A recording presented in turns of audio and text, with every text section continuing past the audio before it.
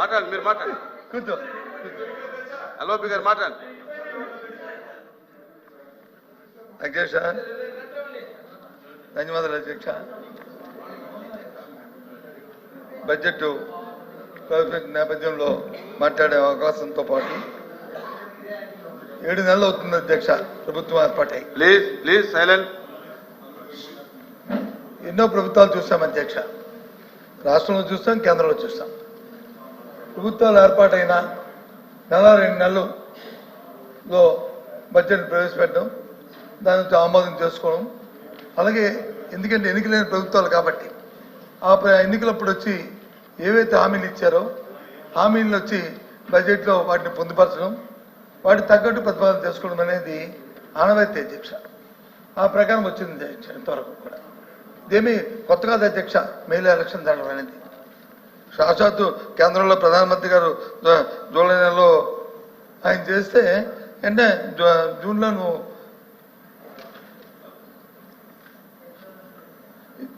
ఎన్నికలు జరిగితే జూలై నెలలో బడ్జెట్ పెట్టారు అధ్యక్ష. అలాగే అంతకుముందు జగన్మోహన్ రెడ్డి గారు వచ్చి మే నెలలో వచ్చి ఎన్నికలు జరిగితే జూలై నెలలో బడ్జెట్ పెట్టారు అధ్యక్ష. కానీ నాలుగు నెలలు సుమారు దగ్గర 5 నెలలు సమయం తీసుకున్నారు. సరే తీసుకున్నారు, పోనీ ఏదో ప్రజలకి ఇంత వాగ్దానం ఇచ్చారు, సూపర్ 6 అన్నారు, లేకపోతే కరెంట్ ఛార్జీలు పెంచమన్నారు, లేకపోతే ఇంకొక కార్యక్రమం అన్నారు, ఇవన్నీ పెడతారు కదా, బడ్జెట్లు ప్రతిపాదిస్తారు కదా అనుకున్నాం అధ్యక్ష. కానీ తీరా మరి చూస్తే ఏమీ లేదు అధ్యక్ష. అందులో దాన్ని మరి మోసపూరితమైన బడ్జెట్ అనాలా, లేదా మభ్యపెడుతున్న బడ్జెట్ అనాలా, ఏమనాలనేది మరి మీ ద్వారా ప్రభుత్వాన్ని ప్రశ్నిస్తాను అధ్యక్ష. దీంట్లో బడ్జెట్లో స్పెసిఫిక్గా ఉంటుంది అధ్యక్ష. నేను కూడా దీంట్లో 3 సార్లు మంత్రిగా చేస్తాను అధ్యక్ష. ఇండికేషన్ ఇస్తాం, కొన్ని ఈ సంవత్సరం లేదు, వచ్చే సంవత్సరం ఇస్తాం, దాని పై వచ్చే సంవత్సరం ఇస్తాం అనేది ఎక్కడో ఇండికేషన్ చూపెడతాం. కనీసం ఈ బడ్జెట్లో ఇండికేషన్ లేవు అధ్యక్ష. కాదు కదా పైపెచ్చు గత ప్రభుత్వం వచ్చి కొన్ని లక్షల కోట్లు వచ్చి అప్పు చేసింది, 14 కోట్లు 10 లక్షల కోట్లు 14 లక్షల కోట్లు అన్నారు అధ్యక్ష. ఎందుకు ఇవన్నింటినీ కూడా మరుగుపెట్టి మబ్బు పెట్టి దాన్ని సమయం తీసుకుని లేదు ప్రజలు వచ్చి మళ్ళీ మబ్బు పెట్టి మోసం చేయడానికి ఆ ప్రయత్నం అనిపిస్తుంది అధ్యక్ష. ఎందుకంటే ఒకసారి 14, ఒకసారి 10, ఒకసారి 9, అలాగే నిన్నటికి వచ్చి అయితే మరి ముఖ్యమంత్రి గారు ఇంకో సభలో మాట్లాడుతామని నేను పత్రికలో చూశాను అధ్యక్ష, టీవీలో చూశాను. 9 లక్షల అండ్ సంథింగ్కి ఆయన వచ్చి ఫైనల్గా కంక్లూజన్ ఇదని చెప్పి వచ్చారు అధ్యక్ష. మరి మా తాలూకా మా ఆర్థిక మంత్రి గారు అయితే పెట్టిన దాంట్లో వచ్చి అది లేదు అధ్యక్ష. 6 లక్షల చెరుక్కి ఆయన వచ్చి బడ్జెట్లో ఆయన చూపెట్టారు అధ్యక్ష ఈ పుస్తకంలో. మరి సీనియర్గా ఉన్న సీనియర్ సభ్యులు వచ్చి ఆ పక్కన యనమల రామకృష్ణ గారు మరి వారు లేరు అధ్యక్షప్పుడు, వాళ్ళు బయట ఎక్కడ ఉన్నారు, వారు వచ్చి మాట్లాడినప్పుడు ఏకంగా ఆయన అయితే ఇంకా సభని మిస్లీడ్ చేసే తప్పుదా పట్టించే రకంగా ఆయన ఉపన్యాసం ఇచ్చారు అధ్యక్ష. ఆయన చెప్తారు అధ్యక్ష, వెయిట్స్ అండ్ మీట్స్ అంటారు, లేదా పబ్లిక్ బారోయింగ్ వచ్చి లోన్స్ తీసుకొచ్చారంటారు, ఇవన్నీ కలిస్తే 2 లక్షలు అయ్యిందంటారు. ఇదని మరి ఆయన చెప్పిందే కరెక్ట్ అయితే మరి ఈ బడ్జెట్ ప్రవేశపెట్టిన ఆర్థిక మంత్రి గారు తప్పు కదా అధ్యక్ష. ఆయనది రైట్ అయితే ఓకే, ఆయన సీనియర్ ఆర్థిక మంత్రి చేశారు, స్పీకర్ గారు చేశారు, అలాగే చేశారు, ఓకే అధ్యక్ష. ఆయన నో ఆయన సభలో మాట్లాడారు. నేను కాదు సభలో మాట్లాడారు. సారీ బయట మాట్లాడింది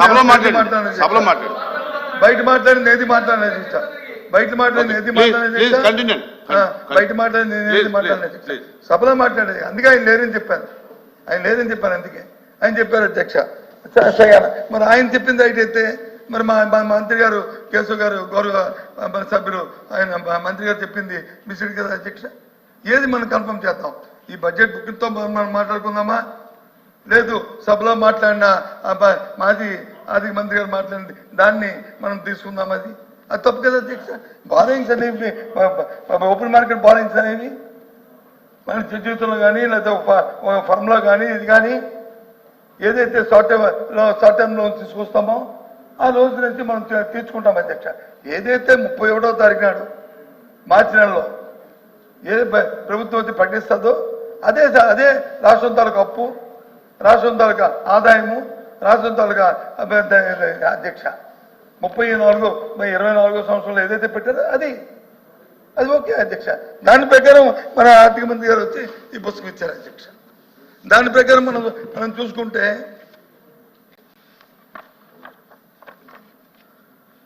ఆయన చూపెట్టిన అప్పులు వచ్చి 6,46,000 కోట్ల 531 చూపెట్టారు అధ్యక్ష. ఏది ఇది 6,40,000 ఇంక్లూడింగ్ ఏదైతే కార్పొరేషన్ గవర్నమెంట్ గ్యారంటీ ఇచ్చిందో కార్పొరేషన్ అప్పుతో కలిపి చూపెట్టారు అధ్యక్ష. కానీ ఒక విషయం అధ్యక్ష, మరి ఎంత పెద్దలు మనం తెలిసిన వాళ్ళు ఒక ఎఫ్ఆర్బిఎం ఉంటుంది. ఎఫ్ఆర్బిఎంకి దాటి అధికంగా అప్పులు చేసే అవకాశం ఏ రాష్ట్రానికి ఉంది అధ్యక్ష? మన భారత రాజ్యాంగంలో ఏ రాష్ట్రం అయినా సరే ఎలా చేస్తుంది అధ్యక్ష? చేతి కదా అధ్యక్ష, మనకు తెలుసు కదా అధ్యక్ష. గత ప్రభుత్వంలో ఉన్న అప్పుల్లో మాకున్న ఏదైతే ఉందో అంటే 86% మాత్రమే. ఇంకా ఎక్కడ ఎఫ్ఆర్బిఎం క్రాస్ చేయలేదు అధ్యక్ష. ఏదైనా ఒక నిమిషం క్రాస్ చేసే పరిస్థితి వచ్చిన తన వెంటనే బారింగ్ పబ్లిక్ మార్కెట్లో బారింగ్ చేసి ఓపెన్ అంటే దాన్ని మళ్ళీ స్ట్రీమ్లైట్ చేసుకుని మళ్ళీ లైన్లోకి వచ్చాము అధ్యక్ష. అది వాస్తవం అది. అంతేగాని ప్రభుత్వం మీద వచ్చి మనం బురద చల్లాలి అది చేయాలి అనేది కాదు కదా అధ్యక్ష. నేను అడుగుతుంది సూటిగా, మీ ద్వారా ఆర్థిక మంత్రి గారిని సభలో ఉన్నారు కాబట్టి అడుగుతుంది. మీరు సూపర్ సిక్స్ ఇచ్చారు. సూపర్ సిక్స్ సంబంధించి కేటాయింపుల్ని ఈ బడ్జెట్లో ఎక్కడెక్కడ పెట్టారు?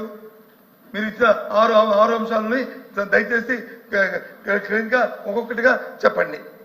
ఏ పేజీలో చూసుకుంటాం పోనీ ఇప్పుడు చూసుకోకపోతే. నేను రోజు ఒక డిస్కషన్ జరిగింది అధ్యక్ష. మంత్రి గారు దయచేసి సభలో ఉండడం చాలా సంతోషం అధ్యక్ష. పౌర సరఫరా మంత్రి గారు 1,54,00,000 వారం నోడుతూనే వారు ప్రకటించారు అధ్యక్ష.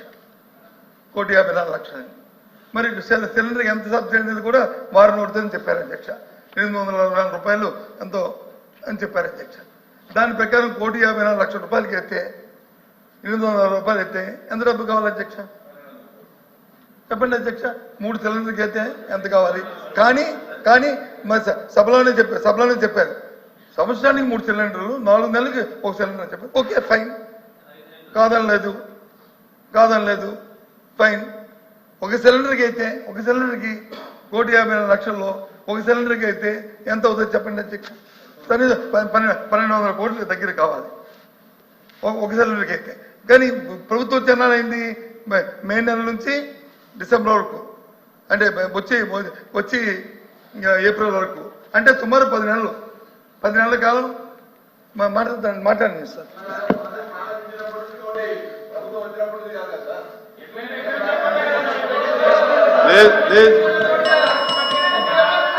అధ్యక్ష,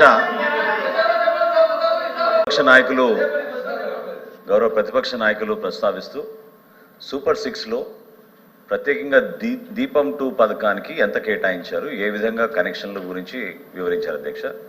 బహుశా ఆయన పూర్తిగా వినలేదేమన్నా. ఇచ్చిన సమాచారం గౌరవ సభకి ఆ రోజున 1,55,00,000 గ్యాస్ కనెక్షన్స్ మన రాష్ట్రంలో ఉన్నాయి అధ్యక్ష.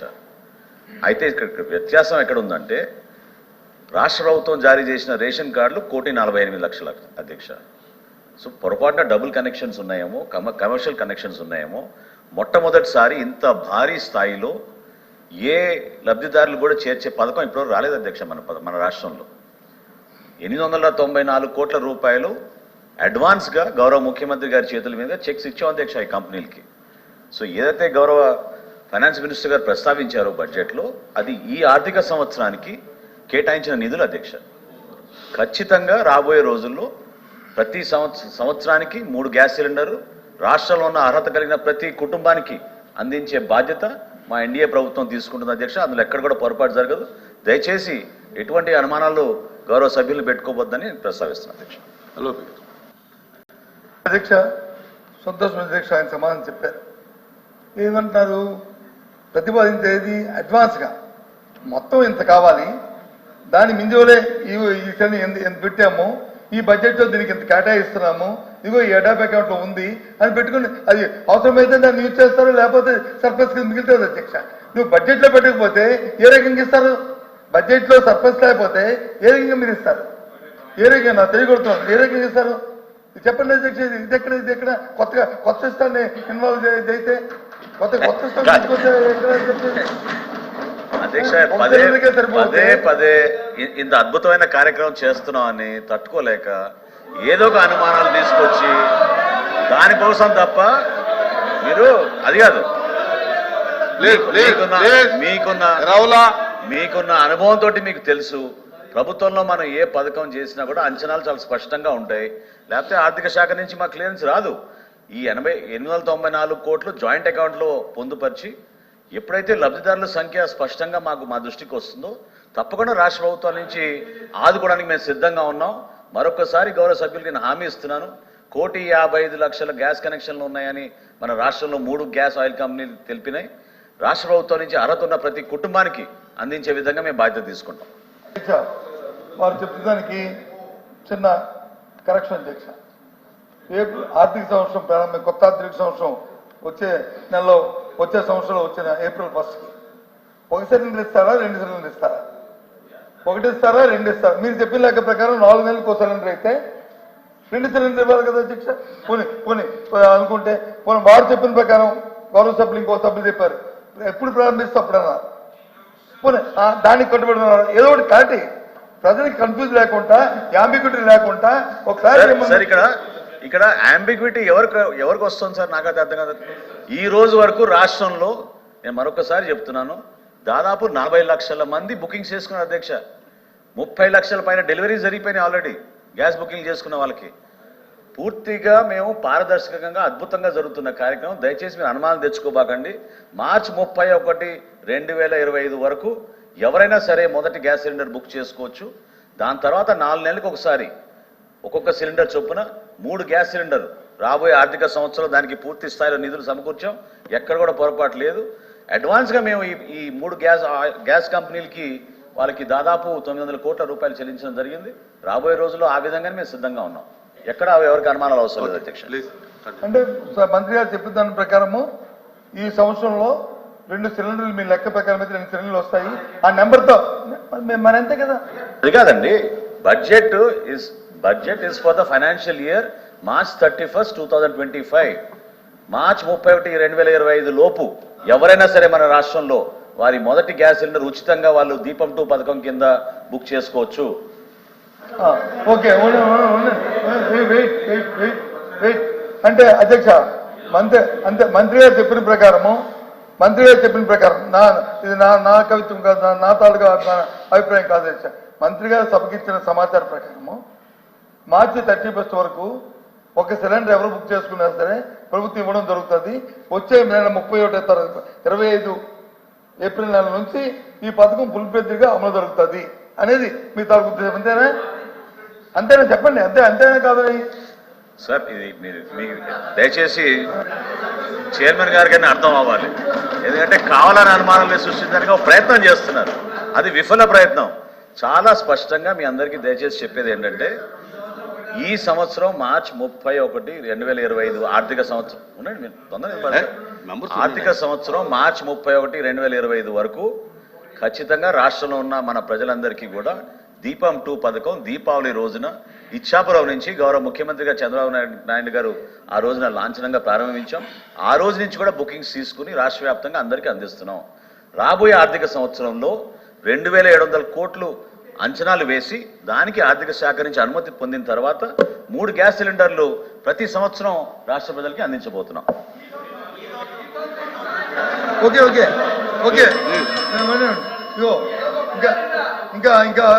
ఇంకా అదే మరి ఏదైనా తప్పు కరెక్షన్ కామా పునిష్టప్పుడు చెప్పండి. కానీ నాకు వారు చెప్పిన అర్థమైంది. ఎందుకంటే ఇక్కడ జరిగిన డిస్కషన్ వచ్చి నాకు లేకపోతే పౌరసరఫరా మంత్రి గారికో లేదా ఫైనాన్స్ మినిస్టర్ గారికో మధ్యన కాదు తెచ్చేది. ఇది రాష్ట్ర ప్రజల తరగతి చూస్తున్నారు. నాకు 2వ సిలిండర్ వస్తుంది రాదు. 1 సిలిండర్ కానీ అయిపోయి 4 నెలలు అయిపోయిన తర్వాత మరి ఇంక మళ్ళీ ఆర్థిక సంవత్సరం మారితే కానీ 2వ సిలిండర్ రాదనే విషయాన్ని వాళ్ళు క్లారికల్గా చెప్పారు. ఆ విషయాన్ని అది నేను మళ్ళీ ఒకసారి చెప్తున్నాను అధ్యక్ష. అంతే కదా అధ్యక్ష? మరి వాళ్ళు చెప్పిన దాని ప్రకారం ఒకటే అని చెప్పారు. Okay, fine. మాకేమీ కాంట్రవర్సీ లేదు. మీరు ఇచ్చిన వాగ్దానాల్ని సూపర్ 6ని నిలబడి చెప్పండి సార్.